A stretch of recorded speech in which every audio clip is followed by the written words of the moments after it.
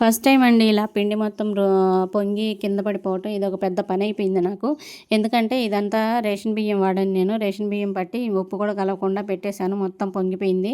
ఎప్పుడైనా మిల్లి బియ్యం పెడతాం కానీ ఇంకా చూద్దామని చెప్పి సన్న బియ్యం ఇచ్చారు కదా అని చెప్పి రేషన్ బియ్యం అయితే వాడాను. అది అట్లా పొంగిపోయి పని పెట్టిందనమాట నాకు. ఇంక ఈరోజైతే మామిడికాయ పచ్చడి పెడుతున్నానండి. మేము మామిడికాయ పచ్చడి ఎప్పుడు పెట్టినా కానీ ఒక 2 కాయలు 3 కాయలు అంతే.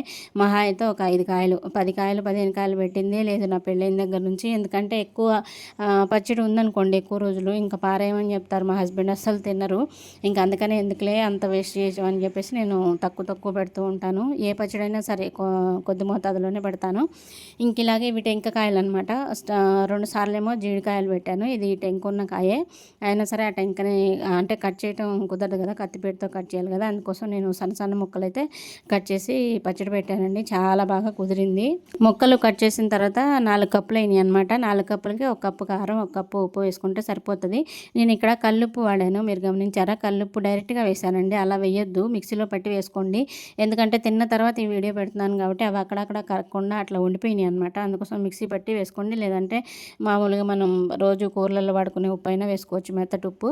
ఇంకా అలాగే ఎల్లిపాయలు అయితే నూరి ఎల్లిపాయ కారం వేసానండి. ఇంకా ఆవు పిండి మెంతిపిండి కొన్ని ఎల్లిపాయలు డైరెక్ట్గా వేసాను. అవి మగ్గిన తర్వాత తింటే చాలా బాగుంటాయి. ఇంకా అంతేనండి. ఇంకా మంచిగా చేత్తో కొంచెం ఆయిల్ వేసి కలిపేసుకొని ఇంకా చెయ్యి ఎక్కువసేపు పెడితే మంట పుట్టిద్దని చెప్పేసి గరిటె పెట్టేశాను.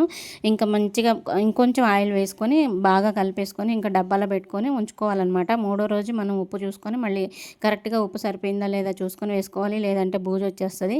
ఇంకా ముక్క కూడా మగ్గిపోయి ఉప్పు కారం పట్టి మంచిగా బాగుంటుంది. అప్పుడు ఇంకొంచెం ఆయిల్ యాడ్ చేసుకొని ముక్కలన్నీ మునిగిపోయి ఆయిల్ కొంచెం పైకి తేలే విధంగా ఉంచుకొని ఇంకా స్టోర్ చేసుకోవాలన్నమాట. ఇంకా ఫ్రిడ్జ్లో పెట్టుకున్నాం అనుకోండి అలాగే ఫ్రెష్గా ఉంటుంది. టేస్ట్ అయితే సూపర్ ఉంటుంది. ఆవు పిండిని అయితే అసలు మిస్ చేయకండి.